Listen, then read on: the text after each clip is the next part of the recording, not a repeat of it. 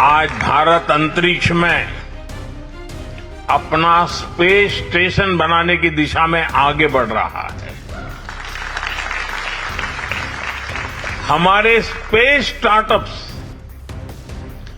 Global space economy में अपनी जगह बनाने के लिए पुरजोश काम कर रहे हैं, आगे बढ़ रहे हैं। साथियों, ग्रीन एनर्जी के क्षेत्र में भी भारत की यही एस्पिरेशन दिखाई देती है। सोलर पावर में भारत की उपलब्धियों की दुनिया भर में लगातार चर्चा हो रही है, लेकिन भारत अगली छलांग की तैयारी कर रहा है। ग्रीन हाइड्रोजन में बड़े निवेश हो रहे हैं। एडवांस न्यूक्लियर एनर्जी पर तेजी से काम हो रहा है। आपने भारत के फास्ट ब्रीडर न्यूक्लियर रिएक्टर से जुड़ी प्रोग्रेस के बारे में भी जरूर सुना होगा।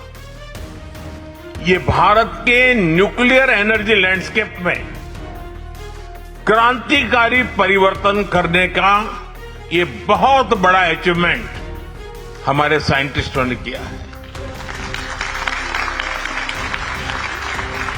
साथियों, आज का भारत भविष्य का पूरा इकोसिस्टम बना रहा है। भारत एक साथ हर उस क्षेत्र में निवेश कर रहा है जो आने वाले दशकों की दिशा तय करेगा।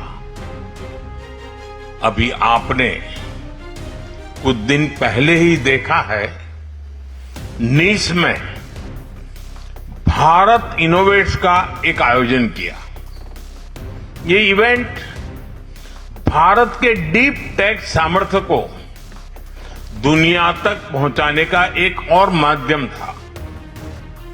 इसमें भारत के 120 डीप टेक स्टार्टअप्स उपस्थित थे। भारत इनोवेट्स में करीब 1400 B2B मीटिंग हुई है। कई स्टार्टअप्स के लिए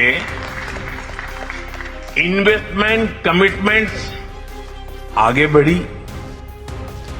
कॉमर्शियल ऑर्डर्स के लिए रास्ते खुले। फ्रेंच और यूरोपियन यूनिवर्सिटी तथा इंक्यूबेटर्स के साथ एंगेजमेंट बढ़ रही है। स्टूडेंट एक्सचेंजेस, ज्वाइंट रिसर्च और इनोवेशन सपोर्ट के नए रास्ते बने हैं। इसलिए भारत इनोवेट्स सिर्फ एक समिट नहीं रहा, यह इनोवेशन डिप्लोमेसी का एक नया मॉडल बना है। और आज ही पेरिस में विवा टेक इवेंट के जरिए इस यात्रा को हमने और आगे बढ़ाया। नीस में हमने आइडिया को कैपिटल से जोड़ा और पेरिस में इंडियन इनोवेशन को ग्लोबल स्केल से जोड़ा।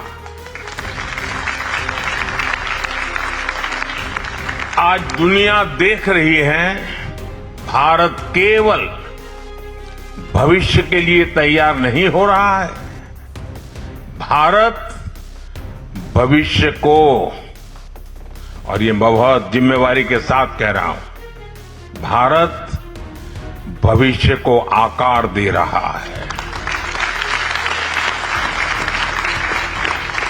साथियों, एक समय था जब देशों के बीच रिश्ते केवल व्यापार से तय होते थे। आज व्यापार के साथ साथ ट्रस्ट यानी भरोसा भी उतना ही महत्वपूर्ण हो गया है। हर देश रिलायबल सप्लाई चेन चाहता है। हर देश स्टेबल पार्टनरशिप चाहता है। हर देश ऐसे साथियों की तलाश में है जिन पर लंबे समय तक भरोसा किया जा सके और ऐसे समय में भारत विश्व में एक ट्रस्टेड पार्टनर के रूप में उभर रहा है।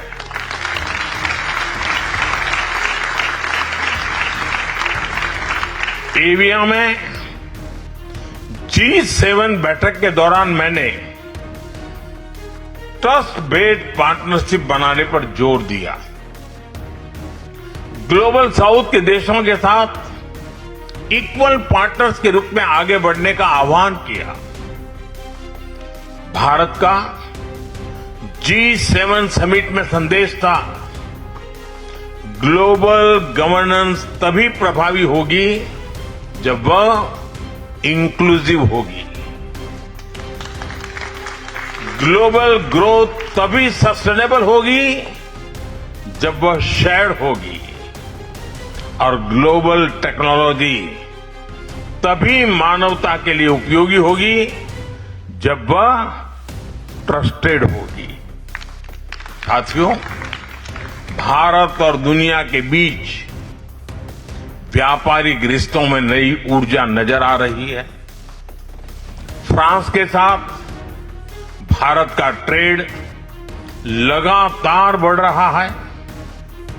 पिछले कुछ वर्षों में भारत ने दुनिया के अनेक देशों के साथ फ्री ट्रेड एग्रीमेंट्स किए हैं।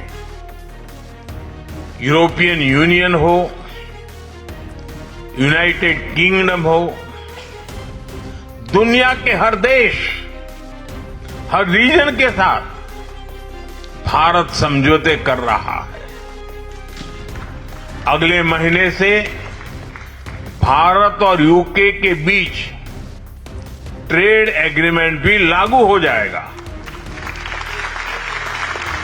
यह एग्रीमेंट भारत के फार्मर्स, वर्कर्स और इनोवेटर्स को अनेक नए अवसर प्रदान करेगा।